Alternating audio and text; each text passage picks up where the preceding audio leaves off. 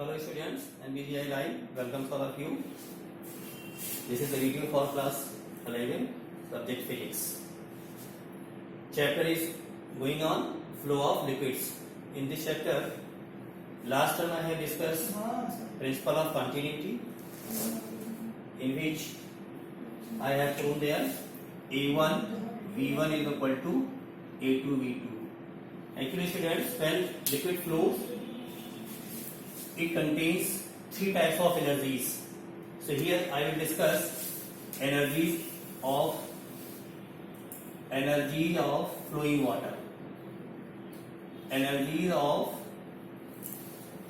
flowing water. There are three types of energies. Number one, pressure energy. Number two, kinetic energy.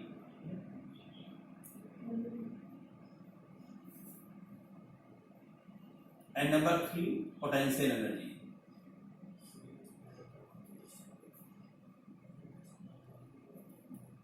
Actually, when liquid B comprises a particular balloon or some other material, in this case, suppose you apply a pressure here or force here, then water molecules or water covers a distance of L, say it, or liquid filled in a tube and you press it. If you press it, then water inside the tube covers a particular distance. Suppose liquid covers a distance of L by applying the force F.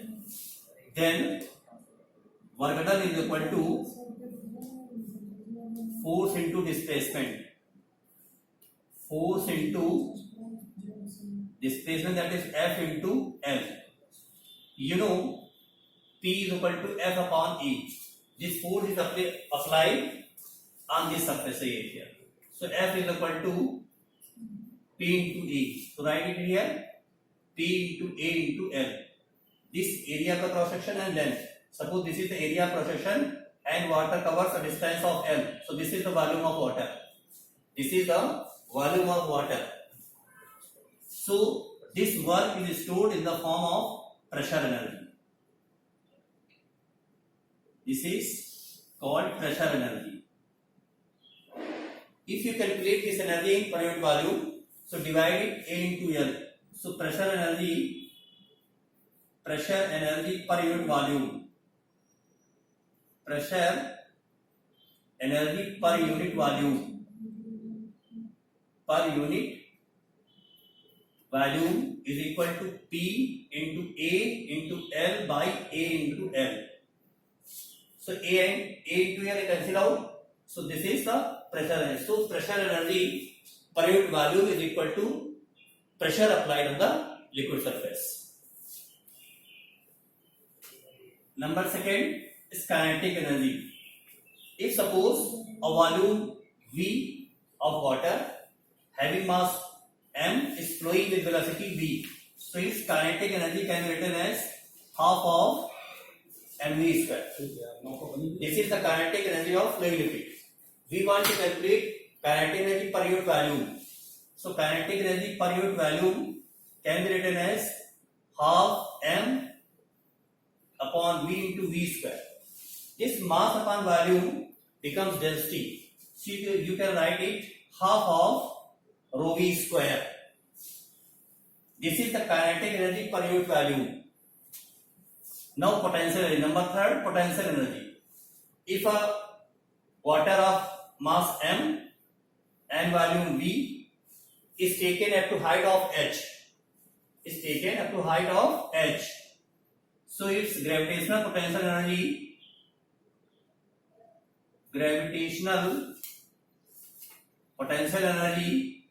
is equal to mgh. You know about it. This is the potential energy of a liquid having mass m and volume v. If you calculate this potential energy per unit volume, so divide it volume, so m upon v into d into h. This m upon v again becomes rho. So this is the per unit volume potential energy, that is rho gh. So these are the energies per unit volume of a flowing liquid. Number one, pressure energy, that is equal to pressure applied on it. This is kinetic energy and this is your potential energy. Now I will relate these three types of energies.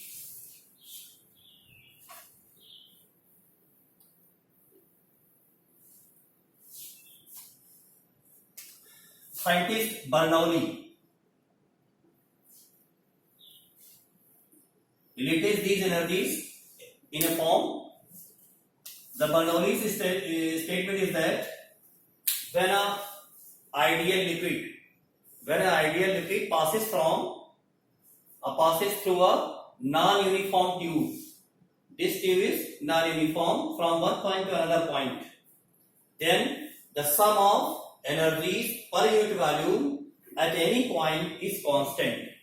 That means, according to Bernoulli's, P plus half of rho v square plus rho gh is equal to constant. This is your pressure energy per unit volume, this is your kinetic energy per unit volume, and this is your potential energy per unit volume. This is the Bernoulli's statement.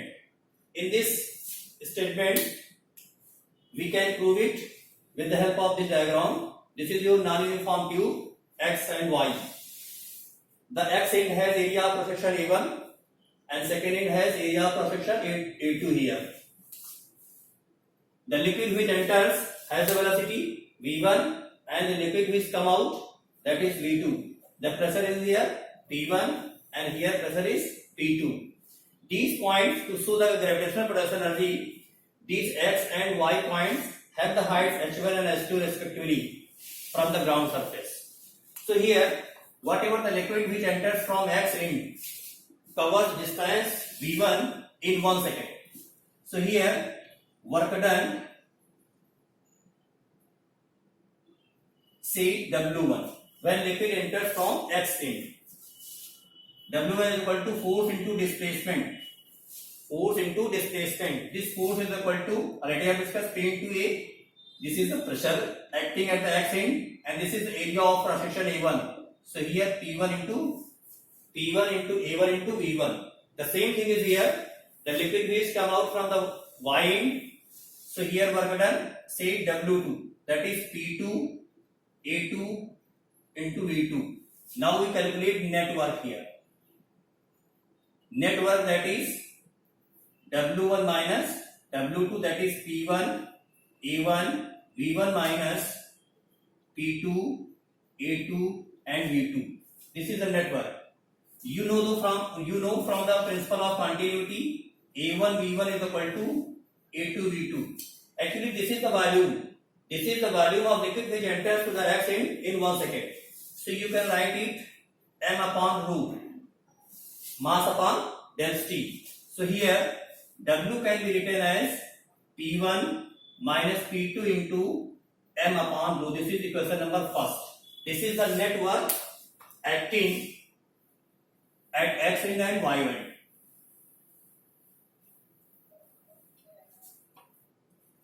Now kinetic energy of liquid which enters to the X end, that is K1 is equal to half of mv1 square, and the liquid which emerges from Y end, similarly K2 is equal to half of mv2 square. Here area of cross section is greater, so velocity will be minimum. Here area of cross section is less, so velocity will be maximum. So here kinetic energy is maximum and kinetic energy is less here. So there will be an increase in kinetic energy.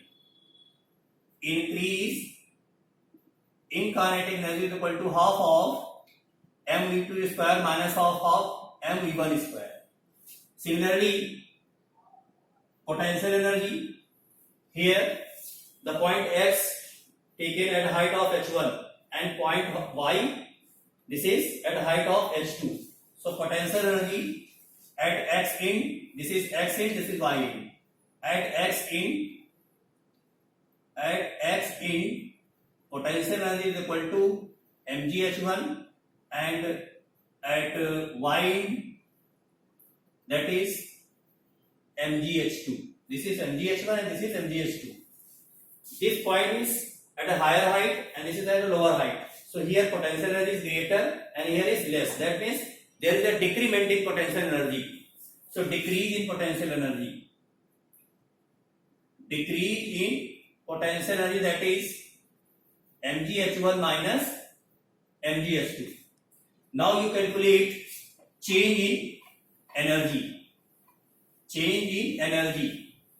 Change in energy, that means half of mv2 square minus half of mv1 square minus mgh1 minus mgh2. This is the change in our net energy. Net energy. According to law of conservation of energy, this net energy is equal to net work. So P1 minus P2 into m upon rho equal to half of m v2 square minus half of m v1 square minus mgh1 minus mgh2. You can solve it. Now you get P1 plus half rho v1 square plus rho gh1 is equal to P2 plus half of rho v2 square plus rho gh2. So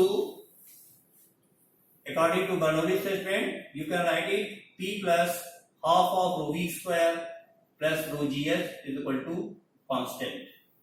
This is the proof of Bernoulli theorem. If any problem, then ask myself. Okay, thanks. 12, 13, 15